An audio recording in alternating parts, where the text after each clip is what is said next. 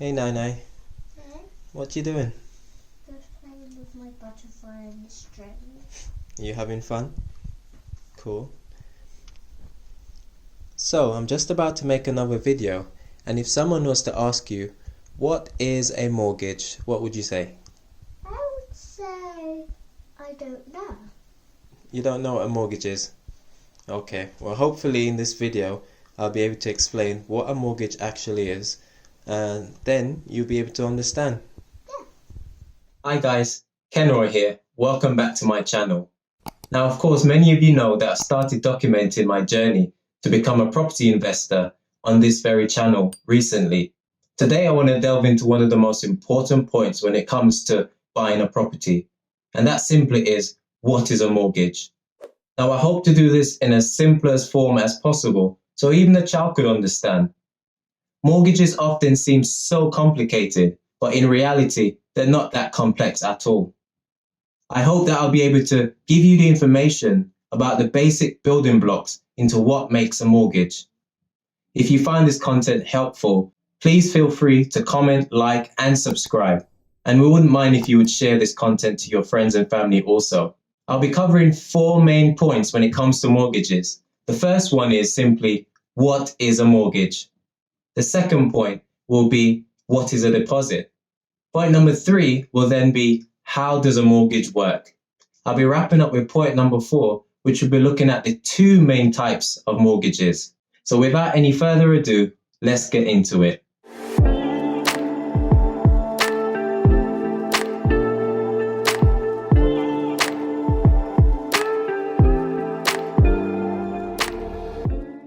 So let's start with the big one. What is a mortgage? A mortgage simply is a loan taken out from a lender. That loan is then used to purchase a property or potentially a piece of land. Mortgages generally last for 25 years, but they can vary depending on how quickly you would like to pay off that mortgage and what deals are available to you by your lender. There is one point to note, and it's simply this. If you're not able to keep up with your repayments, the lender does have the right to repossess or take back that property, and they can then sell it on to recoup whatever money they lent you. This could actually leave you without your deposit, so you have to be very mindful when going into this agreement, as this will probably be one of the biggest purchases you'll ever make in your lifetime. Now, I'll be keeping this simple, and I won't be going into too much details about the ins and outs of mortgages, but I'll just like to give you the building blocks on what a mortgage actually is. Point number 2, what is a deposit? Now, when buying a property, you need to show the lender that you're committed to the actual deal. The lender will then require you to pay a certain amount of deposit. Now, this can vary. You can pay from as little as 5% typically. However, you'll often be required to put down a 10% deposit on the property before you'll be able to take out a mortgage for your chosen property. You might have heard this term before, LTV, which simply stands for loan to value. This may seem complicated, but trust me, it's not. All that simply means is the amount you actually own of that property that you've just purchased with that mortgage. Let me give you an example. If after all of your searching, you finally settled on the property you would like to buy as your first home, you've fallen in love with it, and the price seems right. Say, for example, that property is going to cost you £200,000. Now, that lender will typically like for you to put down at least 10% on that property. 10% of 200,000 is simply, you guessed it, £20,000. Now, that is the initial deposit you'll need in order to secure that loan. So 10% deposit of the overall value of that property will be £20,000. Therefore, you'll be left with a remaining 90% of loan to value. Now, this is something that is important to know. The best interest rates are available for those who put down a bigger deposit. This then gives the banks or the lenders more confidence in giving you better rates. You will then own more of that property up front, which is always a good thing. So if you can stretch to increase your deposit, it's a good idea to do so if you're buying a home for you to live in. However, if you're buying an investment property, this might be different, but that's for another video. While growing up, I used to always think, how do mortgages actually work? You just walk into a bank, they throw loads of cash at you. There's an old saying that says nothing in life is for free. Whether that's always true or not, I'll leave it for you to decide. So point number 3 is, how do mortgages actually work? Now, like I mentioned before, mortgages are simply loans that you take out from a lender after you've passed certain criteria, of course. The criteria will vary, but again, we'll talk about that in another video. So where was I? Yes, you've approached the lender and they've agreed, because you've met all of the criteria required, to give you that deposit. Now, what's in it for the banks? Of course, a bank is a business and their main goal is to try and make money. Now, how do they do that? So once you've come to an agreement and the bank then lends you the money, this money is called the capital. So for example, out of that 200,000, you've paid 10%, which is £20,000 as a deposit. You then borrow a capital from that bank of 180,000. The bank then gives you a period of time to pay that off. It could be 25 years, and some banks go all the way up to 40 years. The bank then makes money by charging you interest on the amount that they lent to you over that period of times. The interest rates will, however, vary. From the beginning of your mortgage, you will pay a monthly amount. This will depend solely on how much you actually borrowed from the bank. The bank will charge a percentage of that money as interest, and then the rest that you pay each month will be a capital. So just an example, now this isn't accurate. If the bank was to charge you £1,000 as a mortgage per month, say for example, £400 out of that would be interest. That will be profit that the bank will be making off the loan that they've given to you. The remaining £600 for that month will be paying off the capital, which is the £180,000 that you borrowed to purchase your dream home or investment, of course.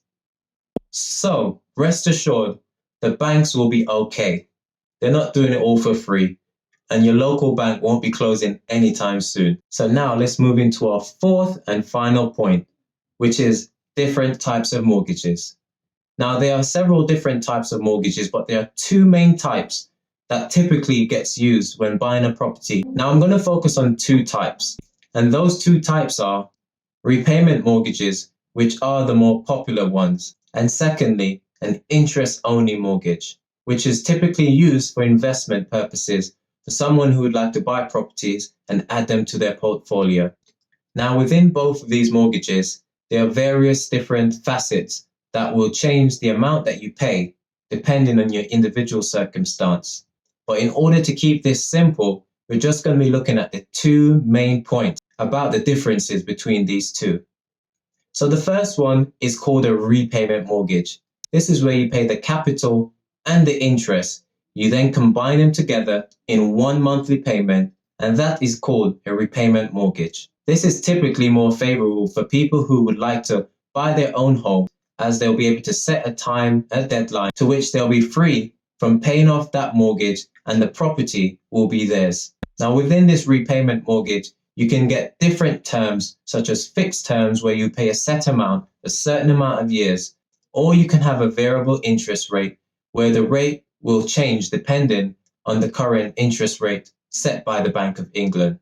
Now, the final point that we'll be going into is an interest-only mortgage.